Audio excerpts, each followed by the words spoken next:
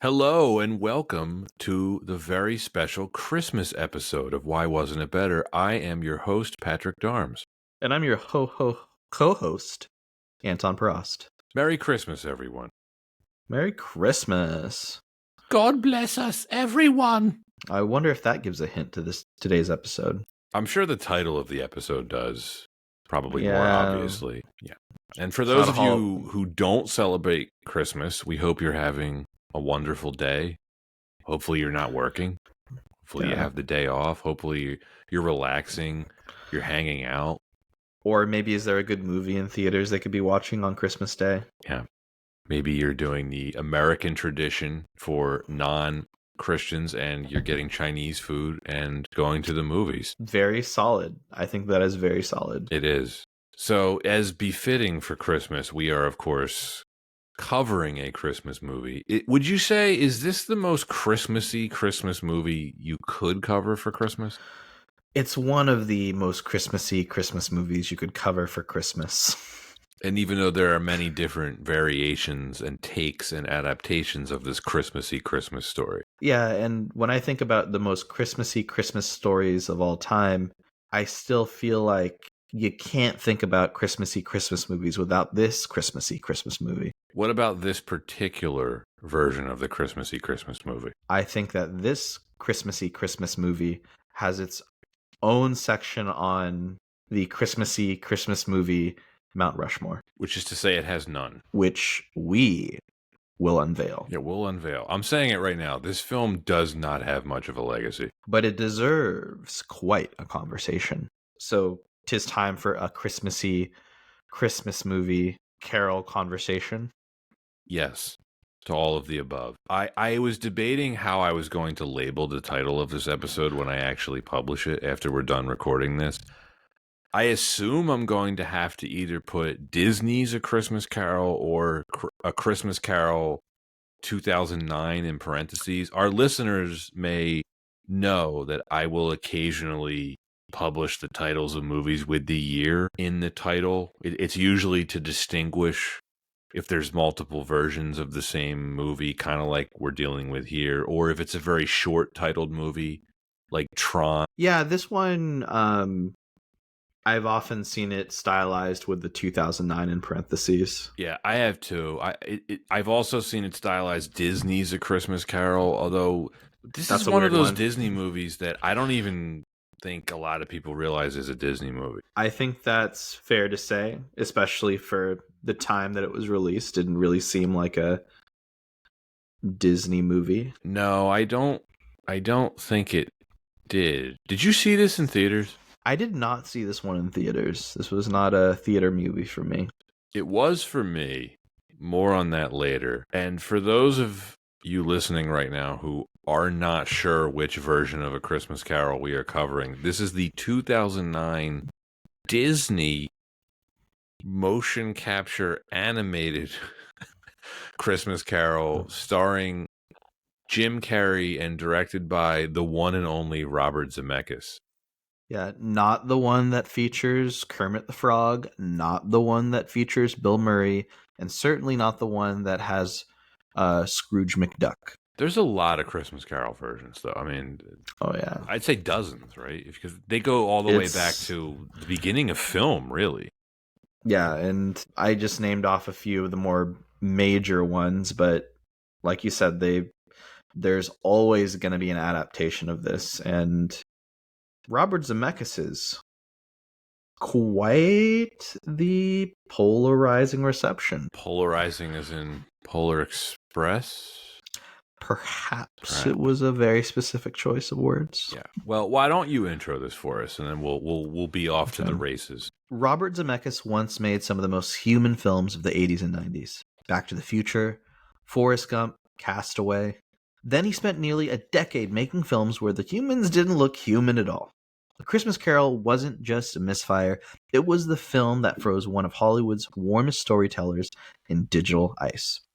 Released on November 6, 2009 by Walt Disney Pictures and Image Movers Digital, directed by Robert Zemeckis, screenplay by Robert Zemeckis based on A Christmas Carol by Charles Dickens, starring Jim Carrey, Gary Oldman, Colin Firth, Bob Hoskins, Robin Wright, and Carrey Ellis. With a budget of $175 million, so $265 million adjusted for inflation, and a box office of $325 million, so $487 million adjusted for inflation. It currently sits at a 52% Rotten Tomatoes score. That brings us today to A Christmas Carol, 2009. Now, Pat, why are we talking about A Christmas Carol today? This is a adaptation of the most Christmassy Christmas story there is. Last Christmas season, we covered The Polar Express for our Christmas episode. I thought that this was a very natural successor to that to cover for this year's Christmas episode. Another Robert Zemeckis directed motion capture misadventure animated movie. This was the third and final animated motion capture film of Zemeckis' tenure. And as you alluded to in the intro, he spent nearly 10 years working on these kinds of films. This was an obsession of his for, I think, many different reasons, some of which we'll discuss in this episode. I mean, this is the Christmas story. I would say this is unquestionably the most famous Christmas story of all. It is one of the most famous works in Western literature. There is really no point in even introducing the plot. Everyone who is familiar with Western literature will know it. There have been so many adaptations of this over the years. I kind of said earlier jokingly that this film version has no legacy, and I wasn't kidding, because 16 years on, I don't really know how well remembered this is. You know, for all the criticism that The Polar Express got in 2004, that movie has endured over the past 2 decades. It still has a pretty significant legacy. It is, for better or worse, whether you like it or not, it is a pretty well-loved Christmas movie.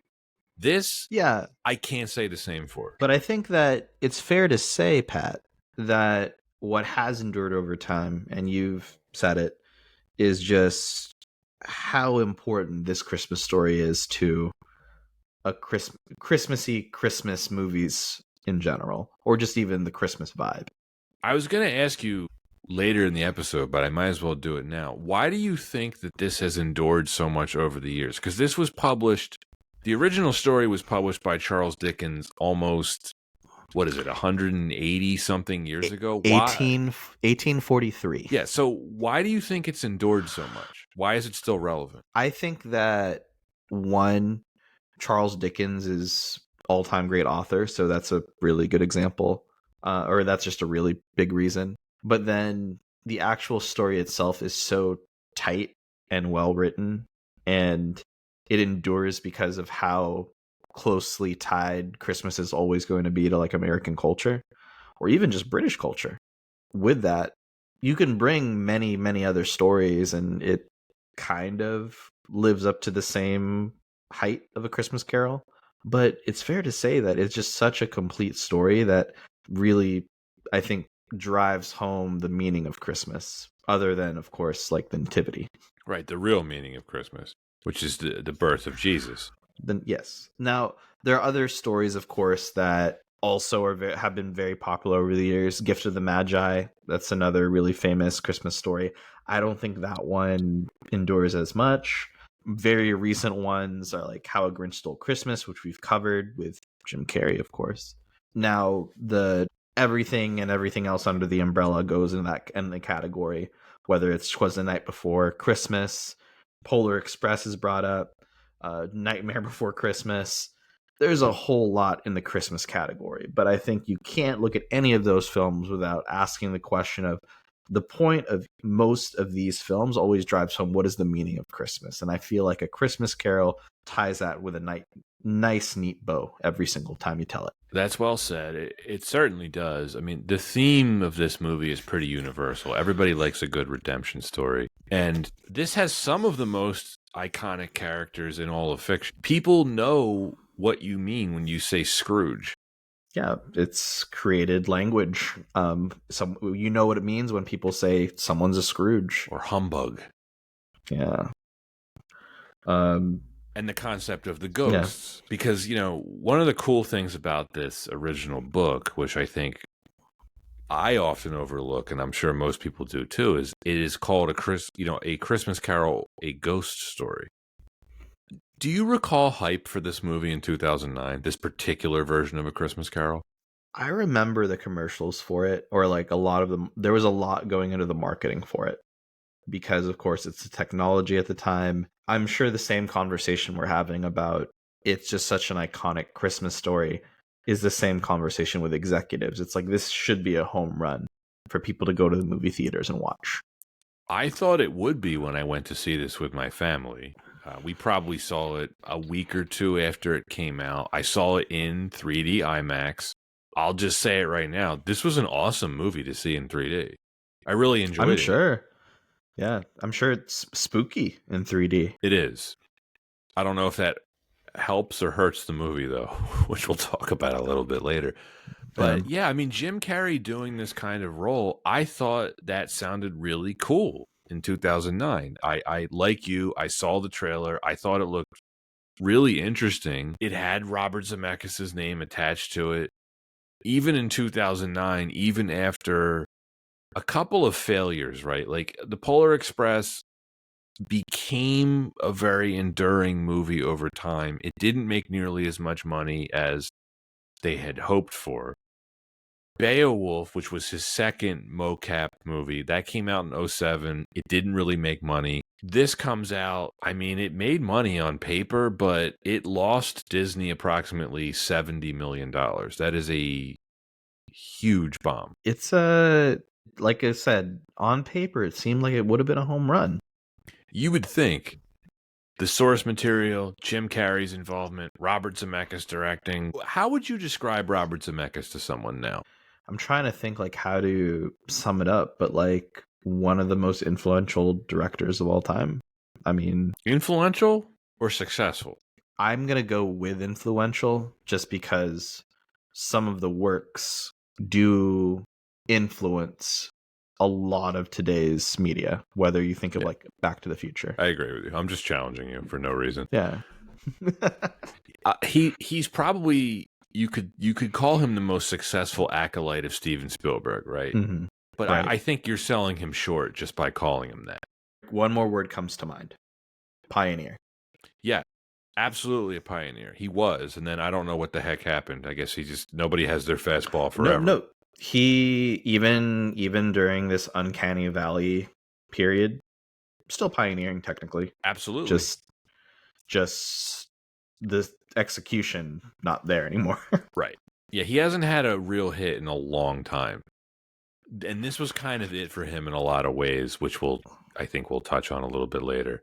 But at one point, this is the level of success that we're talking about. Here's what he put out in a row: Romancing the Stone, Back to the Future, Who Framed Roger Rabbit, Back to the Future 2 and 3, Death Becomes Her, Forrest Gump, Contact, What Lies Beneath, Castaway. This brings him into the 2000s. That's when he starts to get involved with the motion capture stuff that gives us the Polar Express, Beowulf, and then this. But you're right about the pioneer thing, and you're right about the influence thing, because, look, he's done a bunch of up and down movies since. I mean, I think Flight's a really good movie. I think Allied is a really underrated movie.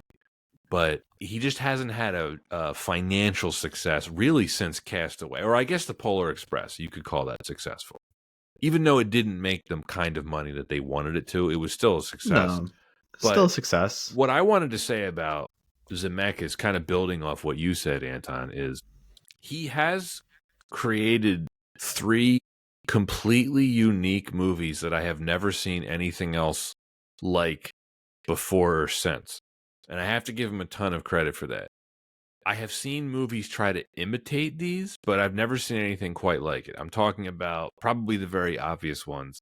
Number 1, Back to the Future. Number 2, Who Framed Roger Rabbit. Mm-hmm. And number 3, Forrest Gump. For all the crap Forrest Gump gets about being cheesy, have you ever seen anything like it? No, like look, if people want to say that it's cheesy, it's like, look, it's Forrest Gump. Has anyone ever seen a film like Forrest Gump? No. Look, I understand Forrest Gump Did it deserve to win Best Picture over The Shawshank Redemption or Pulp Fiction? I don't know. That's something we can debate on a different episode of the podcast. But I will say this. If you don't feel anything when Forrest is like talking to Jenny's grave or his mother's grave, or when Bubba gets killed in Vietnam, like, I can't help you. You have no feelings. I'm sorry. Yeah, look, it's important to recognize that Tom Hanks also set the bar for how to portray mental disabilities in film. Yes. That's why he won the Oscar. He didn't go full. He didn't go, unlike, of course, our good old friend Sean Penn. Sean Penn, I Am Sam. Went home empty-handed. You watched that? Have you watched that? I have. Like, they legit have people with Down syndrome in that movie that act better than Sean Penn. It's a tough look. Yeah. And that's why he went home empty-handed. Yeah. Gonna have to cut out this whole segment, but I might leave it in. We'll see. Oh, God, no.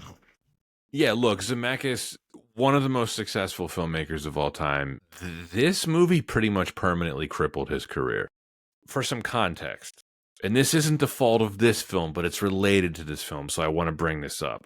Shortly after this came out, he produced another mocap movie called Mars Needs Moms. I remember that only for the sake of just how hilarious that is for a movie title. I have never seen it. So I've seen it.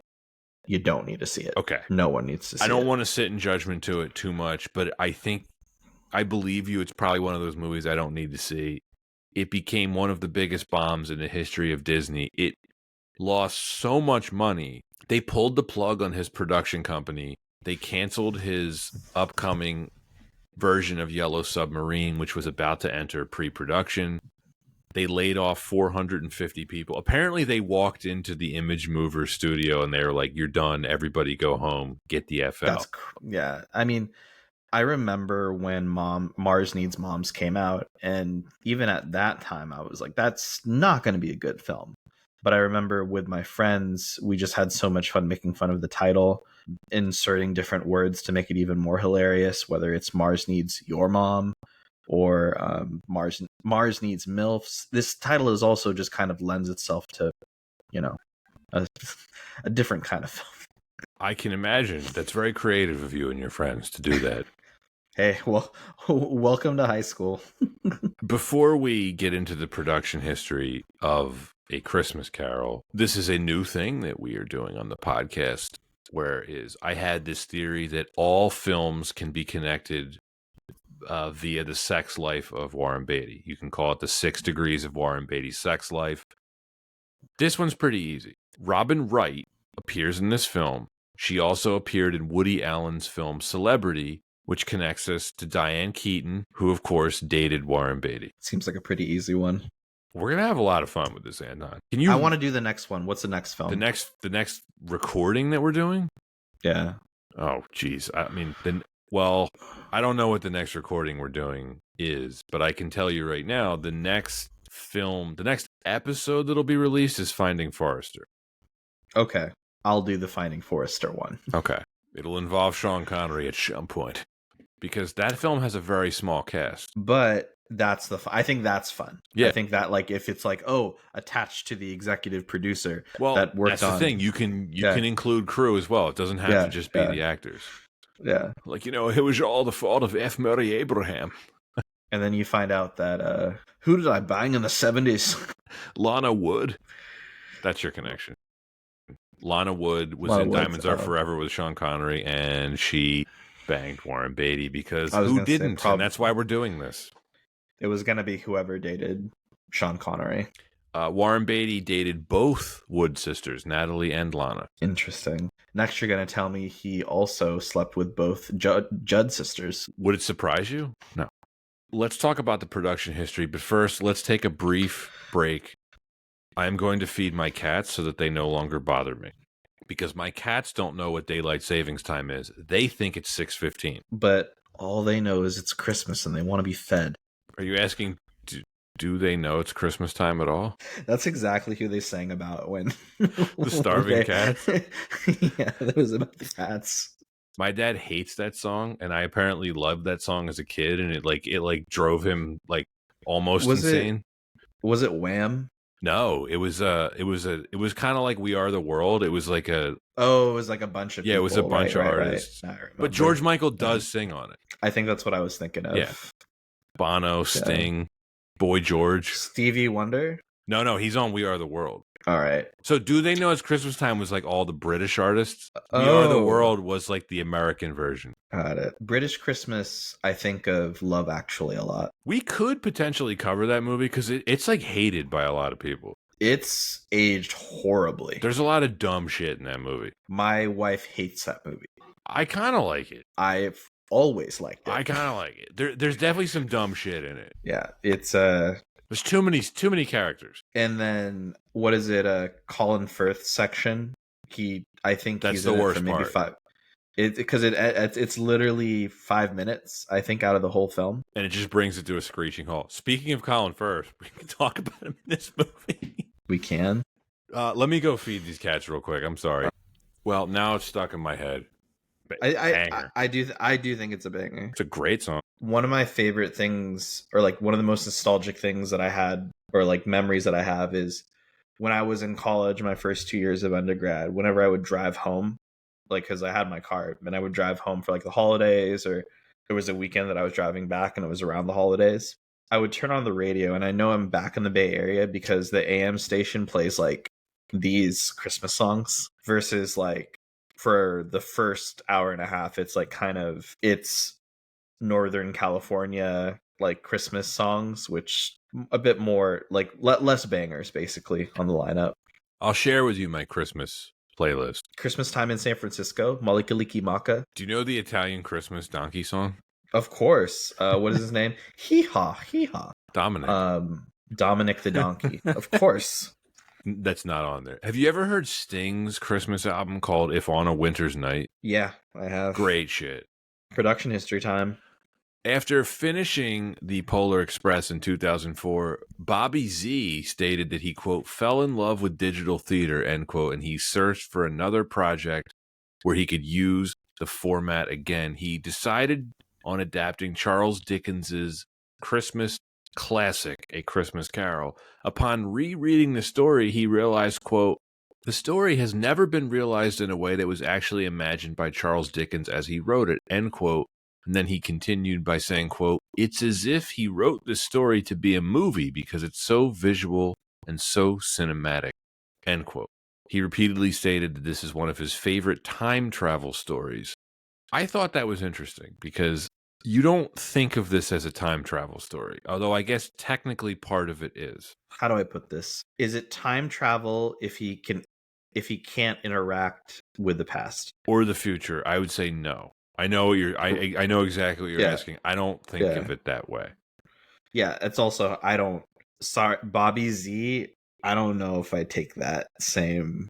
But in fairness to him, when you direct Back to the Future, maybe you get to be an authority on this. Is that movie an authority on time travel? I would say yes. Yeah. When you think of time travel movies, is that not the first one you think of? Yeah. Yeah. And Timeline. I would say Back to the Future and Terminator. Ooh, good choice. Yeah, good choice. I guess The Time Machine too. I should probably say that one. I often think of Back to the Future and, no joke, like the Austin Powers movies. Which one had the actual time machine? The second one, right? Yeah, because 2 he had to go back. Right. The first one wasn't time travel. It was just him being thawed out, right? Yeah, but yeah, the 2 had him going back. 2 had him going back, and the car was the time machine. We're gonna have to cover a couple of those. I love those movies. They're a lot of fun. Even though Jim Carrey was Robert Zemeckis' first choice for the role of Ebenezer Scrooge, the Ghost of Christmas Past, Ghost of Christmas Present, and Ghost of Christmas Yet to Come, the studio suggested he offer the role to Owen Wilson first. Ka-chow! Zemeckis wanted Carrey, but he did decide to offer the role to Wilson. However, Wilson turned down the role because he didn't have much interest, as he personally felt he wasn't right for the role. Zemeckis then offered the role to Carrey, which he accepted. Michael J. Fox, Christopher Lloyd, and Tom Hanks auditioned to voice Charles Dickens, who would have narrated the movie. But in the final cut, the narration was removed, and instead Bob Cratchit narrates the film's epilogue. Filming took place entirely... Hang on a second. British actors to narrate Charles Dickens? I don't mind it, because look, if Gonzo can do it, we're fine. He wasn't playing Charles Dickens, though, was he? Yes, he was.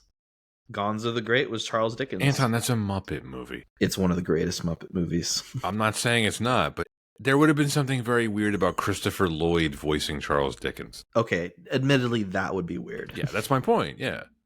Yeah. So hang on a second. Did you find it weird that the end of this movie is narrated by Bob Cratchit, but no other part of the film is? It's weird. It's weird. Yeah. Also, and we'll get into how weird Bob Cratchit looks. Oh, I'm sorry. But, Did you say Ben Quadraneros, who lost But, to Sebulba in the Boonta Eve? But like, I also, it's so like he just he looks like a hobbit. The proportions are way off. He looks like a hobbit. But how, I don't know. Like, also, I kind of like the idea of Michael J. Fox being in this movie somehow. But I want to imagine like he only plays Tiny Tim and his head is massive. Like that's just so funny to me. It's so messed up. I don't know why. Because you can imagine it. Absolutely. Yes, that's why it's messed up. Filming took place entirely on sound stages in New York City and lasted from October 2008 to March 2000. Disney partnered with Amtrak to promote the film with special nationwide exhibition train tour, starting at Los Angeles in May 2009 and visiting 40 cities, finishing in New York City in November. I don't understand this. They partnered with Amtrak for this movie, but not the Polar Express. That wasn't a Disney movie, but still. Oh yeah, well I guess Disney had the money to do something like this. Who did a Polar Express? Was that Warner Brothers? I thought it was Universal. We can look it up. Hang on a second. Yeah. All right, my money's on Universal. Let's see. Bear with me. And it Warner Brothers. Warner Brothers. Oof. Yeah. They definitely didn't have the money then. But they spent like $180 million on it. They didn't have the money for that. On movies. Anyway. Who goes as hard as Disney on this kind of stuff? Oh, Disney went hard on this, that's for sure. Yeah. This is the first Disney animated movie to be released in IMAX 3D. I found that interesting. You just would have thought they would have done it before 2009. Maybe the technology was there. It actually wasn't common if you think about it. Remember when we did the Polar Express, we talked about that was the first 3D IMAX movie ever. It was not common back then. It wasn't. Yeah. You still thinking about Bob Cratchit? Quadrinos. It's Quadranero's power cufflinks. I think Tiny Tim Michael J. Fox would have sold it for me.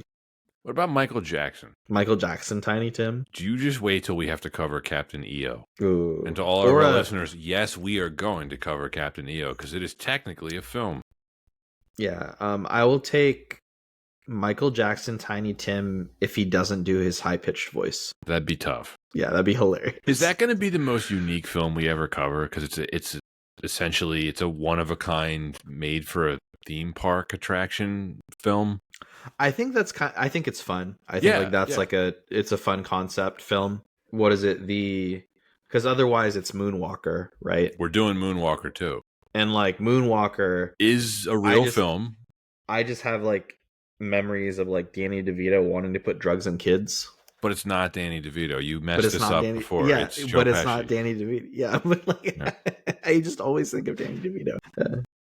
Anyway, let's talk. Why wasn't it better? Disney's 2009 A Christmas Carol by Disney. They could have taken a page out of the Star Wars stuff and been like A Christmas Carol, a Charles Dickens story. But they didn't do that. It's fine. It's okay. It's a ghost story. It is a ghost story. We're going to talk about that. Just like with the Polar Express, we have to start with the Uncanny Valley, one of the biggest offenders of it. It is. And I'd be lying if I said that I wasn't unnerved a bit by some of the character depictions. I think it worked better here than in the Polar Express because a lot of the stuff in this story is supposed to unnerve you. Now, I don't know if Zemeckis intended all of the stuff that was unnerving in this film to actually be unnerving, but it ended up suiting the story well. Well, if you're if you're gonna off the Ghosts of Christmas Present in such a fantastical way, it's pretty unnerving. Yeah, but That being said, that's one of those moments where it's like, okay, that on purpose is supposed to make you uncomfortable. But I do think that compared to Polar Express, this to me felt more palatable within the Uncanny Valley, because I also sensed like the movement of it felt more cartoonish, or like it felt fluid, but I knew like this was animated versus it was still a bit more unnatural for Polar Express. Some of the movement felt a bit too weightless. Yes, and I think the biggest improvement that this film makes over the Polar Express is that I feel like Zemeckis and the animators largely fixed that dead eye issue where the characters would have like the frozen, you know, Where it's mannequin just like they're just kind faces. of I staring. did not get that Uh, effect in this film. They were, to your point, far more fluid, far more expressive. There still is this sense though with this film, and then I almost wanted to say that this film's animation style hasn't aged well, but of course it didn't age particularly well in the moment in 2009. Like the Polar Express, this was criticized at the time. I think it's stylization. People can say like that this didn't age well now, but I think it's important that it's just people aren't also stylizing films like this now. No, I Like, mean, yeah, this particular motion capture animation style is still being used today, but not in the way that Zemeckis was doing it. I do want to give him credit because I feel like the Polar Express and this film walked so that other films could run in a way. Avatar. Yeah, I mean, it's funny you mention Avatar because I think one of the biggest things that works against this film, A Christmas Carol, is this came out like a month before Avatar. And I didn't think about it at the time because I saw both these movies in the theater. But looking back on it now, this might have been released like 20 years before Avatar. It feels like it, right? Yeah, Yeah. it does. But Maybe again, style. Zemeckis just wasn't the guy for this, even though he wanted to be. I don't know. I mean, this is my take, man. Like it all comes down to like, again, like stylization and depict and like how you're using the technology to create your art. If a lot of the medium is using it to create more fantastical creatures with human-like appearances, and that's where the motion capture really lends itself, that is exactly kind of the direction of this kind of technology. When using it for to creating too close to just like what people and lifelike appearances, it feels a bit too uncomfortable. So I think that I don't know if that's the fault of Robert Zemeckis and his team. It's just they pioneered it, and they also got the brunt of, yeah, we really shouldn't be making them look this human. And that's part of the issue with it, right? It's like, Yeah. it's not just the animation, it was the camera movement. He's filming this like it's a live action movie. The camera is moving around and framing a lot of things like it's live action, but at the same Mm-hmm. time, the camera is also moving around in ways that you can't achieve with live action. And that was one of the things Zemeckis has talked about this publicly a number of times. This is one of the reasons why he was so obsessed with this mocap stuff, is that he said, I'm paraphrasing a bit, but he basically said, I could do things with the camera and put the camera in places that weren't possible in live action. And he had been experimenting with this prior to even the Polar Express. If you think back to like What Lies Beneath, there's a lot of really unnatural CG assisted camera movements in that film that are actually Mm-hmm. pretty cool to watch now. So I think it's a combination of the Uncanny Valley stuff related to the animation, but also the camera movements in this movie. It's not behaving like an animated movie. It's not behaving like a live action movie, and it's caught in this weird halfway house, which you could call the Uncanny Valley as well for camera Yeah. movements. No, that's a really good call out. Hey, you're gonna pioneer, you're gonna experiment a bit, and you have a fun vision with things. Sometimes life becomes a bit more monster. There's some monstrous stuff in here for sure. And if I ever interviewed Zemeckis, I would want to ask him, like, what did you actually want to achieve with this? Did you want it to be photorealistic like they did with the Polar Express, right? They were obviously going for some kind of photorealism with the characters, right? It's like, Mm-hmm. or did you want it to be a cartoon? This is more like a cartoon, but this also suffers from the Uncanny Valley thing. It's like I don't think Zemeckis and the animators were sure. It's like they couldn't figure it out. They couldn't decide which one they want. I think most viewers, like you, like me, like a lot of people, they want one or the other. They don't want both. I think that this is in very much like an experimentation, and like I think while it's one of those things where, from Zemeckis' point of view, this is such an amazing medium, or like this is such an amazing technology, because now what probably would take a lot more work, or how to superimpose kind of like effects or like choreography while wanting to have like a camera angle at a certain way or make certain scenes look a bit more fluid, the technology is there that he can experiment with that. And I think like that's exciting. I think that's totally exciting. And it's totally his MO. I mean, you look at what he did with, I mean, most films, but one that coming to mind is like Who Framed Roger Rabbit, right? Which is almost kind of like similar blend of how do you add like kind of cartoony elements with life. Right. And I think it's just in this particular execution, right? It's that blend ends up becoming a bit too unnatural. But that is to say, it's like, let's think of kind of let's juxtapose it to like other elements of, let's say this was a live action film and you were just layering effects on top. Very different, right? You can't get the same camera angles. It probably, certain scenes are much more expensive to make. So it's kind of a toss More up. expensive than this? I mean, That'd be tough. that's fair. That's fair. That's fair. Zemeckis Or it takes has longer. Yeah, no, you're right about it taking longer. Zemeckis used a quote in an interview. He said he wanted to create a quote living painting. Yeah, makes sense. So this something between live action and animation, I guess in some ways that was his intention. He argued that the performance capture preserved the quote unquote truth of the actor's work in a stylized world. I can totally see that. Mm-hmm. You can absolutely see that in Jim Carrey's performance with a few of the other actors. I just think you're right, man. With the execution of this, there's a lot of it that looks like a PS3 game. I also don't think that they should have had the same actor playing so many characters, because like that became really obvious really fast. It did, and it in some ways I think it works for the film, and others it works against it. I have to say, I mean, because we're being a little harsh on this, I actually think of the 3 attempts that he made at this, right? Polar Express, Beowulf, and this is where he came the closest to achieving what he wanted to do. I still don't think he was able to fully figure it all out. Like, I think there's a reason why you never saw this particular style of mocap animation ever done again. Or maybe you could, Mars Needs Moms came after this, whatever.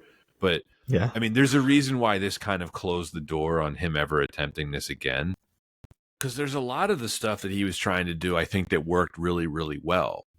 The production design stuff, like, you want to talk about the setting, like the cobblestone streets of, Victorian London, right? All the lighting effects, all the snow. I still distinctly remember watching this in the theater in 2009. It was amazing in the moment. It was a really good theater experience. It really was. All of that stuff, I think, worked. and I think atmosphere, and I think that word comes to mind. This technology does lend itself to creating a specific atmosphere, because depth was not a problem with this film. Would you agree?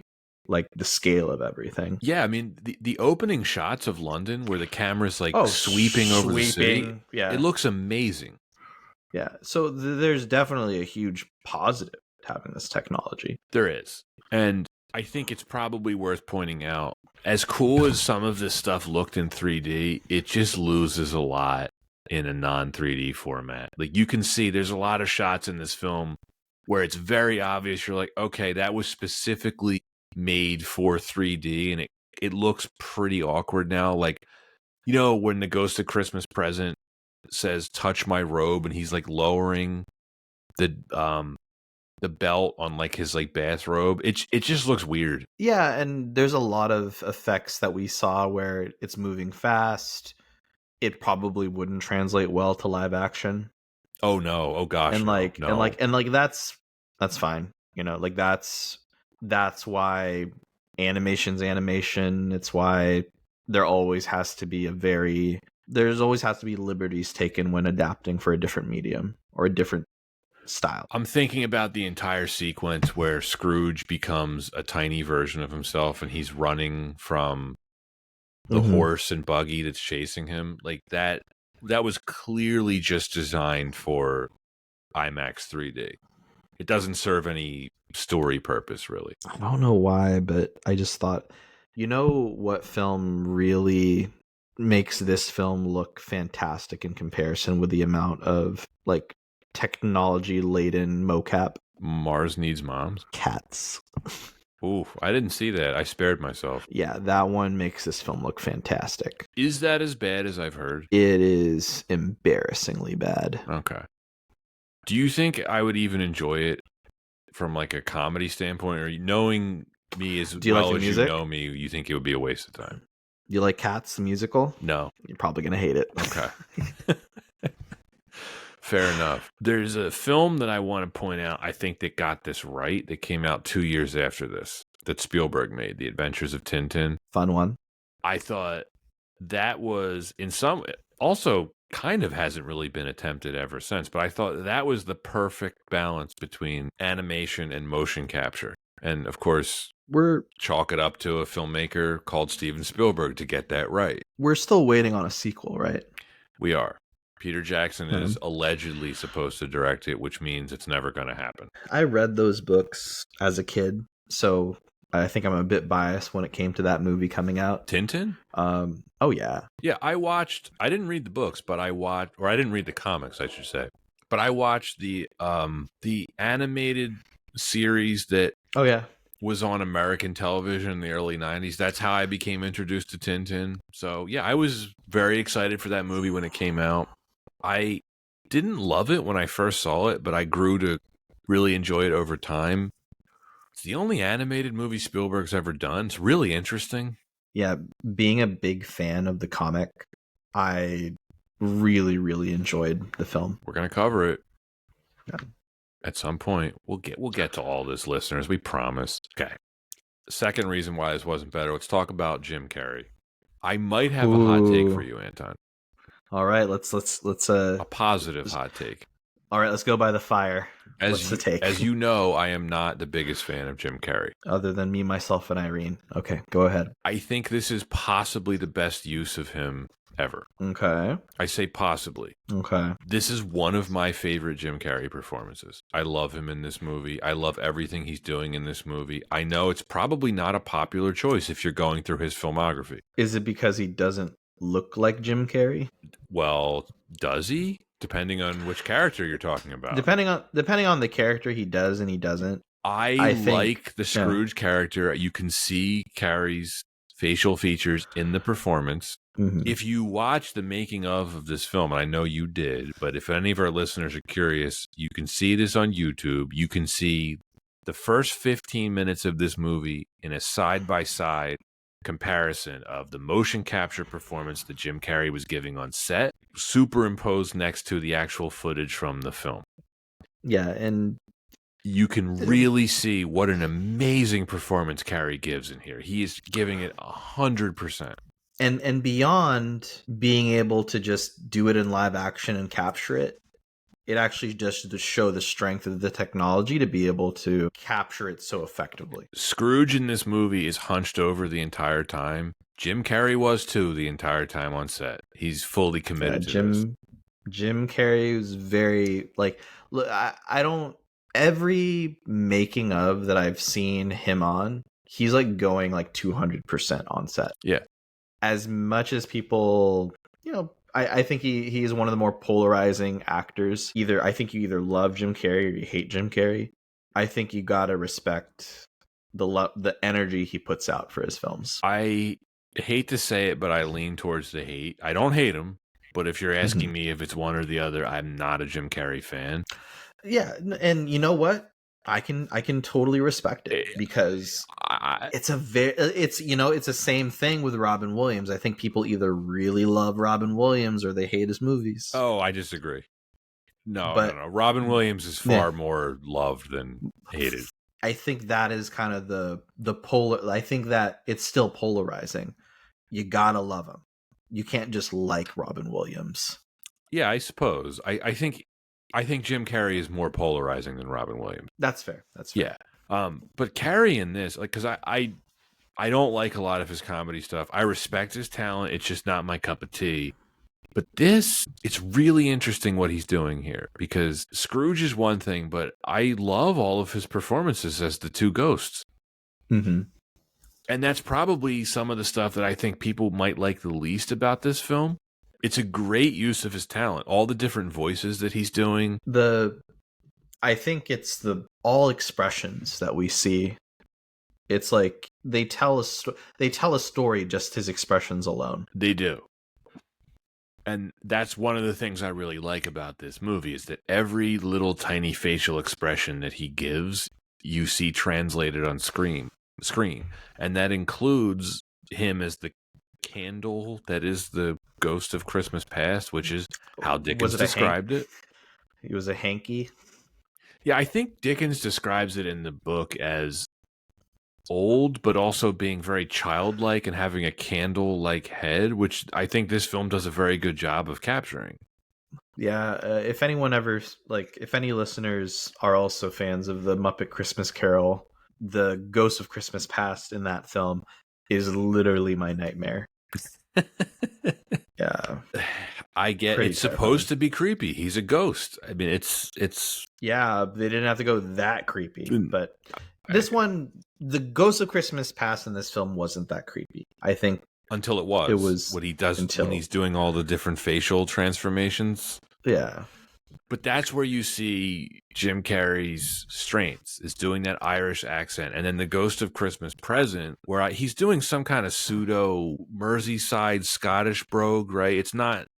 I would imagine if you are one of our English listeners, you can write in and tell us he's not really doing any particular type of English accent. Just got to know him better, man. But that's the character that looks the most like Jim Carrey. Yeah, I love how our little banter before the episode, like he's the one friend that will laugh at all your jokes. A little too much, yeah. And then you start to doubt it. You're like, what? Am I funny? I'm not really that funny, am I? It's like Tony with his crew. Yeah, it's like the Tony with his crew. Yeah, and he has to realize I got to beat the shit out of this one guy. He's just like, I'm not funny, am I? I love that slow motion shot at the poker game where they're all like, yeah. Or it's not the poker game. They're in some kind of gambling establishment, whatever. You know, we're gonna do some Sopranos crossover, Anton. We have to cover that Many Saints of Newark film. Gross. It sucked. It's such a bad movie. This is so disappointing. I'll give you my take on that film right now, Anton. It sucked. I'll give you my hot take. That film really sucks. Would you give that an F? Absolutely. 1,000,000%. Like I don't want to bury the lead. Like, I hate that movie. It's not good. It's not good. It's like, I've never seen a film that led nowhere, that had no character development, that had no payoff. That's a ChatGPT movie. That's what it always struck me as. But back to Jim Carrey in A Christmas Carol. Were you reminded of Count Olaf from Lemony Snicket here? I do see it visually. I see it. I think one of the things that I think really helps with this film is, as tall as Jim Carrey actually is in real life, I think this film, it accentuates things, like even like micro expressions, or how tall, or how much like Scrooge like hunches over. And I think it's those kind of things that make it feel cartoonish, but also very fun. And that is what I think of when I think of like Count Olaf, because to me, that was like taking what I thought of Count Olaf in the books and doing it in real life. Another movie we're going to review. In many ways, Scrooge is the OG Grinch. Yeah, for sure. True. So Carrey modeled his performance on Alistair Sim, who I think he starred in, I think, the 1950 version of A Christmas Carol, which is one of the more well-known versions. I'm pretty familiar with that version. It's a version of A Christmas Carol that I watched with my dad and my grandparents when I was younger. You can totally see it in here if you're familiar with that film. Great Jim Carrey performance here. I was kind of surprised. This was his only collaboration with Disney. I guess that doesn't shock me. You just think there would have been at least one more. Well, if I don't know, like when I think of Jim Carrey's height during like the Disney Renaissance, because like that's basically when Jim Carrey was popular, right? The It was like, 90s. He was a yeah, juggernaut. was then, yeah. There's no crossover with his films and Disney But you films. would think maybe Touchstone or something, right? Like, Maybe, I don't but know. like, I don't know. There's so many actors in Hollywood. It's true. You're right. Well, Yeah. speaking of when Jim Carrey was dominant, and I think this is maybe one of the reasons why this film didn't do as well as Disney hoped for. By 2009, he was not the box office draw that he was previously. No. By 2009, people were more so nostalgic for old Jim Carrey. He really did rule the 90s. This was 1994 to 1999. Think about this for a second. Mm. You had Dumb and Dumber, The Mask, Ace Ventura 2, Batman Forever, The Cable Guy, Liar Liar, The Truman Show, Man in the Moon. Huge, huge. Dude In is 5 years. dominating the 90s. 5 years. Dude is dominating. And then It's he has amazing. The Grinch in 2000, which was a huge movie. We've covered that a couple years ago. Moving into the 2000s, he starts to slow down a little bit, right? But he's still in some really huge movies. Bruce Almighty was huge. Lemony Snicket, A Series of Unfortunate Events. It was hyped, but it didn't blow up. You know, endearing cult kids movie. Big movie. But to the point we're making, by the time this came out in 2009, he was not the draw. He had slowed down. He also, he had a reputation that I think you alluded to earlier. Not the easiest guy to work with, even though you could never accuse him of phoning something in. He always gave it 100%. Yeah, and at this point, especially doing a film like this is a pretty safe choice for Jim Carrey, right? I think so. Like, Yeah. just like, I get a payday and I just get to make some cool faces and do some voices. All right. Yeah. Well, let's talk about the storytelling then, which is the final reason maybe why this wasn't better. I don't know if most people realize that this version of A Christmas Carol is one of the most faithful adaptations of the source material. Yeah, it's a lot of the adaptations that we see or that people are more used to have been aimed at kids. And with that, everything's been toned down a bit. But not in this one. Christmas Carol, yeah, not in this one. Well, I'm glad you brought that up because this is very faithful. It is also visually horrifying. My question for you, Anton, this was a Disney movie. It was, I believe, marketed towards kids. Is this actually a kids movie, though? This is the kind of kids movie that you're learning a hard lesson if you're small and you're watching this movie. This is sticking with you for a long time. These are some mature themes. This is PG. Gun to your head, if someone asks you if this is a kids movie, what are you saying, yes or no? I still say yes. Really?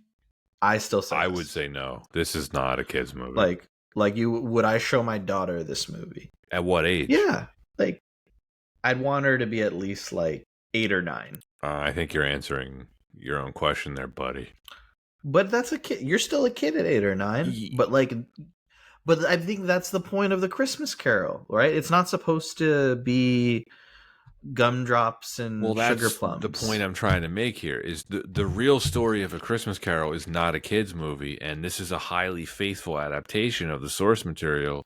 This really shouldn't have been marketed to kids. I think that's part of the reason why this didn't do that well at the box office. If you're a parent in 2009, you couldn't take little kids to see this movie. But there's a lot of temptation because, hey, every other version of this is a kids movie, and it's Jim Carrey who's very popular. Every other version of this is not a kids movie. Many versions of this are not. Think about it. But the ones that are popular during the holidays are absolutely kids movies. Not all of them. Muppets Christmas Carol. Okay, you keep going to the Muppets one, but I'm thinking about other prominent Scrooge. Versions. Scrooge is not a kids movie. No, that one's rated R. The Alistair Sim version is not a kids movie. The 1984 George C. Scott one, which by the way I think is my favorite, certainly not a kids movie. But Disney wanted to make this into a kids movie. But this is to get back to my question, which I need you to answer, Anton. I don't think Robert Zemeckis intended for this to be a kids movie. He didn't shoot it like one. I mean, well, let's be fair here. It's still fantastical, right? It is, but there are some really horrifying, like actual like horror movie stuff in this movie that he included. I think no, and I see where you're coming from. It's like, do you want to expose kids to kind of like very, very terrifying imagery? Yeah, Because there is some. I mean, Marley's because there is ghost, like, the jaw popping off, and then I or mean the whole what thing was that it? you pointed out earlier. What happens to the ghost of Christmas Present, where he turns into a skeleton? That's intense. Yeah, or then he opens up his robes and Exposes himself. yeah, I'm just kidding. He exposes, want and ignorance. yeah, who are gross. They're both gross. And then to say Yeah, nothing of the Uncanny Valley stuff, Bob Cratchit is horrifying. yeah. I think there's definitely no. I really do think there's a level to it where you'd agree none of it was gory. No, Okay, none of it's none of it's gory. Is it terrifying? Yes, but it almost to me is it's a kind of the same level of like terrifying of like a dark ride, like a classic dark ride at Disneyland. Like those get pretty scary. My nieces thought this was very intense, Sure, which I is could see why that. I think I think Disney miscalculated with this. But then again, Zemeckis had full reign to do whatever he wanted, and I'm just going to assume when he delivered the finished film, the Disney executives were like, "Okay, I guess we'll release this." Did you have to go so hard? Yeah. What's up with the skeleton? Or, even the scene where Scrooge gets chased by the demonic horse and carriage thing, that's straight out of a horror movie.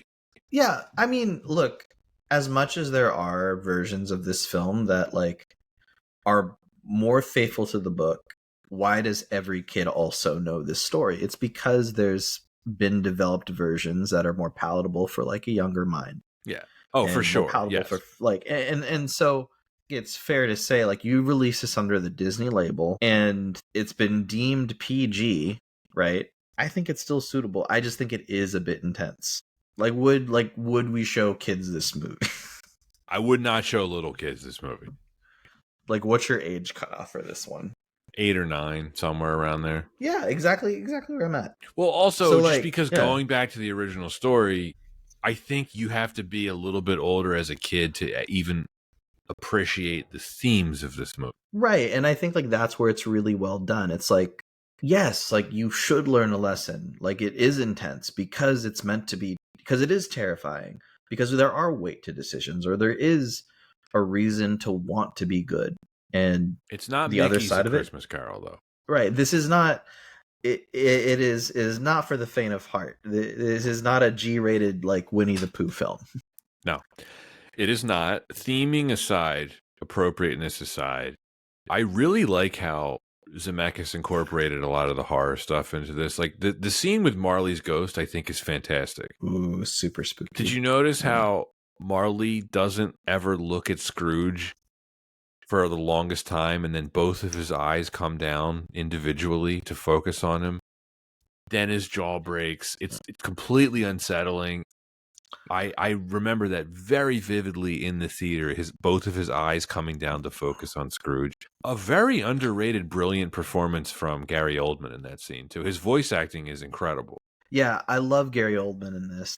I mean, I don't think it's Gary Oldman's fault, just like that we have some interesting looking characters. It's not his fault Bob Cratchit looks like Ben Quadraneros. Is that what you're saying?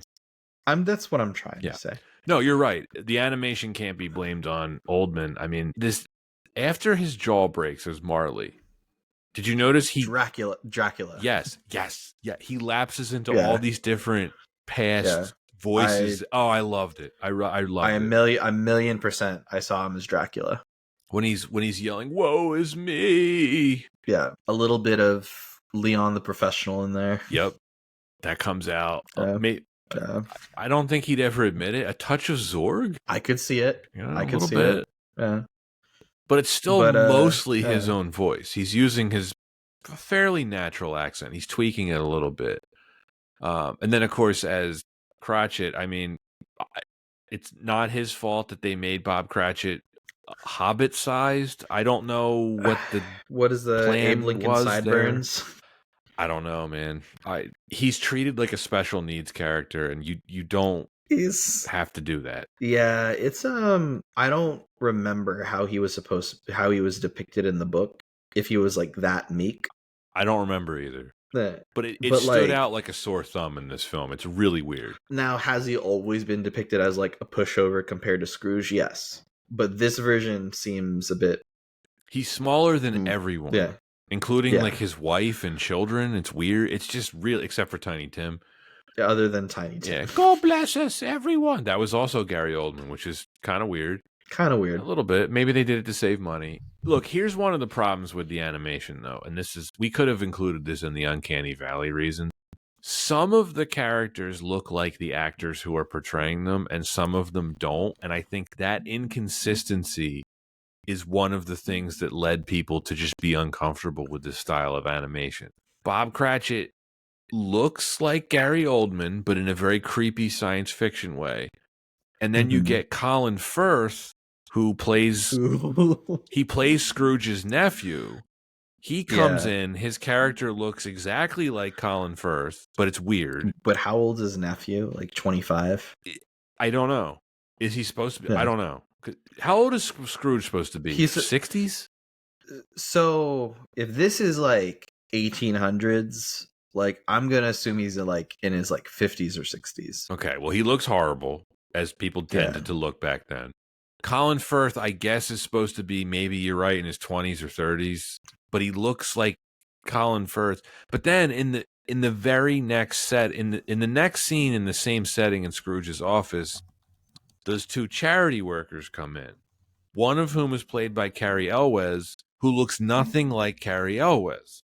They just could never figure out what they wanted to do with the animation. And this kind of goes back to what I was bringing up earlier. It's like, did you want it to be photorealistic or did you want it to look like a cartoon? You have some of your characters that look real, like the actors who are playing them, and you have some other characters who just look like straight up cartoons. It's just weird. it is just weird. And that's why I do think maybe the film could have benefited from maybe a slightly larger cast. But I agree you with know you, what? but at the same time, the other well-known actors that are in this film, I mentioned Carrie Elwes, Bob Hoskins, Robin Wright. You don't even. You don't even realize she's in it. It's a complete waste of their talents. Yeah. So in that same vein, like we didn't necessarily not to say that we don't need them, but like we could have cast someone else, save a bit. Exactly. Like, what purpose did Robin Wright serve in this film? Not for an Academy Award winning performance. No. What does she have? 20 lines? Yeah. If you hadn't seen her name in the credits, would you have known it was her? No. But I love the fact that Bob Hoskins was in it, if only for the fact that Bob Hoskins was in it. A little Roger Rabbit reunion? Just a bit. Just a bit. No, you could actually tell that was Bob Hoskins because his voice is so distinctive. And he played, who did he play? Fezziwig? And he played Fozziwig. Fozziwig. He also played, what is it? It was the maid's husband or whatever. Yeah. That stole Waka from Scrooge. Waka. It's interesting. I keep thinking about that living painting thing that Zemeckis talked about. You can see it in the opening shot in the film. I love that, the woodblock drawing that like zooms out and it becomes the actual footage from the film. I think it's great. Here's a quote I found from Daily Telegraph reviewer Tim Roby. It sums it up kind of well, I think. He said, quote, "How much is gained by the half-real visual style for the story is open to question," end quote. It's this weird halfway house of visualization that Zemeckis was going for. It's like, just, I don't know what he was trying to do with it. I think part of it is like, I just get, if there is a bit of a uncomfortableness with the stylization in the film, maybe it lends itself to the emotion that Robert Zemeckis is trying to elicit with this animation. I do believe that he's very self-aware. I think that he knows what looks good and what doesn't look good. And if I had to assume he saw the product and he thought, well, how can I drive certain points home, or like the importance of like what is truly like ugly in life, or trying to teach a story to like people watching this film, hey, I actually could look at a lot of the stylization and think of the themes that we see in like a Goya painting, like this ultra realism that also is strikingly fantastic but also disturbing. Disturbing is the right word, but if that was what he was going for, which I think it was, he succeeded there for sure. I mean, I've brought it up a couple times now. I mean, this is shockingly faithful to Dickens, and I think the best way. I really do think this is a wonderful, grotesque, Yeah. in a very positive way, adaptation of Dickens' work. I mean, this is one of the best adaptations of A Christmas Carol that I've ever seen. Legit creepy. Yes. And I understand why that did not resonate with audiences in 2009 and why it has not resonated over the years. This film does not have a legacy, like we mentioned. There are very few people who remember this film fondly. I get it. I think its animation style worked against it in a lot of ways. I think part of that is due to some possibly unfamiliarity with the original source material. But you're right. I mean, the original source material, there are many parts of it that are disturbing, not just from the visual elements, but the themes and the questions that Dickens was asking about society as a whole. And that's why this is still relevant today, 180 whatever years later. I think Zemeckis did a really good job of capturing that and bringing it to screen. I really do. It's a ghost story. This is not a film that's trying to be cuddly. It is not a film that's supposed to be comforting.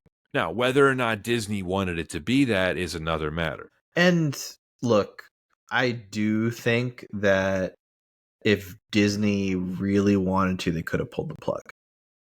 Okay. Right. Like, because they have. I'm right? assuming he had final cut and they had no say over what he was able to put out. Yeah. I agree wholeheartedly. While it is a bit more mature, it is just also in the fact that it is more faithful. And I think like that is the kind of film that in itself is the kind of film that I would want my kids to see. It's like, for example, do I want to show them a version of like a Disney film that like they take out all the problematic parts? Or would you rather show them the film and just say, hey, like, know your history and know like why it was in there and like see it as a whole and then start to grow as a person? And I feel like that's this kind of film. It's some of it can be scary and like, but hey, like I'm here with you, let's learn together. And I think like that's actually a really important kind of film. I agree. I would probably show my young kids the Muppet version first. Which I don't know when's the last time you saw it, but like that film was also pretty terrifying in parts. It is, but this, I was surprised at how dark this was in parts. Like this was like, wow. Much like the source material, which I hold in a very high regard. I found a lot of scenes in here like genuinely moving. The stuff with Tiny Tim and his family. I mean, Zemeckis bringing it, the drama. I think, let's be fair, Zemeckis didn't write it. He did, but like, no, he didn't write Tiny Tim. No. But I mean, he wrote the screenplay, which he usually doesn't do. Yeah. He's not usually a writer. But my take is like this is like one of the most endearing works of all time. But you need to have a good execution to really drive the point home.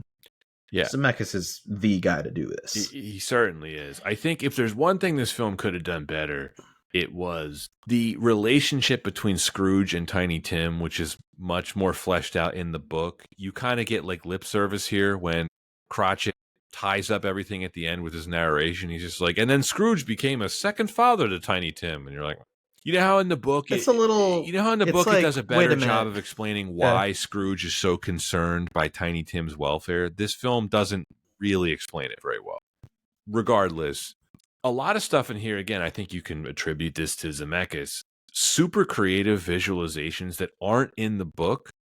Like, for example, Ghost of Christmas Present, when he basically turns Scrooge's house into a viewfinder and the see-through floor. I don't think that's in the book. But a really neat way to think about that scene. That's what I mean. Very, very creative stuff. The ignorance and want scene with the clock. Creepy. Very creepy, very creative, where the Ghost of Christmas Present turns into a skeleton who keeps laughing at Scrooge and only his chattering teeth remain. Creepy. It really is.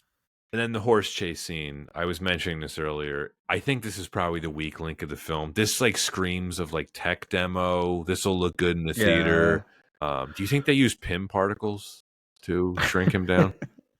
I think that's hilarious. I do think that was a part of the film. I'm like, ooh, they're really testing the limits of this technology, aren't they? They could have cut that out. Yeah, they didn't need it. They didn't need it. Still, pretty brisk film. It's only 90 minutes. Yep, because it's it's a tight story, right? It is. Once you get past the Ghost of Christmas Present, I'm like, oh, this movie's already almost over, because it's the I think the first two ghosts are the largest chunk of the film. Yes, I think so. It is a really tight story. This movie's paced very well, I thought. Again, that horse chase thing was the only part of the film where I was like looking at my watch, like, why is this in the film? Other than that, it is definitely rapid. I appreciated it. One question I had, and this is I don't think this is a fault of the film, but I just find it funny. You know how Scrooge refers to his nephew as poor? Oh, It's my like, poor nephew. it's like you see him at the end of the film. It's like, I don't think this guy's poor. I think I always interpreted it, he's poor in the sense that he's not as rich as Scrooge. Right. Like, That makes sense. Because his nephew isn't willing to give up the things in life that Scrooge has said no to make his money. Scrooge, it's just so funny and ironic. Scrooge has nothing in his house. That's the point. That's the story. That's the point. That's the He point. has nothing. It's like while his nephew may not have as much money, he has much better company. Exactly. Does Dickens ever elaborate on how much money Scrooge actually has? He'd be like a millionaire in today's world, right? Like he's supposed to have a lot of money. I think that Dickens actually wrote the Scrooge character off of the wealth and life of Rupert Murdoch. He predicted the future. Yeah. Other high point of the movie I want to highlight. I had completely forgotten how wonderful the score is, composed by Alan Silvestri. Much like he did on the Polar Express, much like he did on all of his collaborations with Robert Zemeckis. Great music. Really good. Really, really great. Yeah. I love how it incorporates all of the, classic Christmas carols into the score. Probably no surprise it's why he wasn't nominated for an Oscar, because he was using a lot of existing melodies, but it's just wonderful music. Fits perfectly throughout. Did you like the song that played during the end credits? Was it the Do They Know It's Christmas After All? No, that was a different one from the 80s. No, this was the song sung by Andrea Bocelli. Yep. It's okay. It's fine. I haven't heard his name in a while.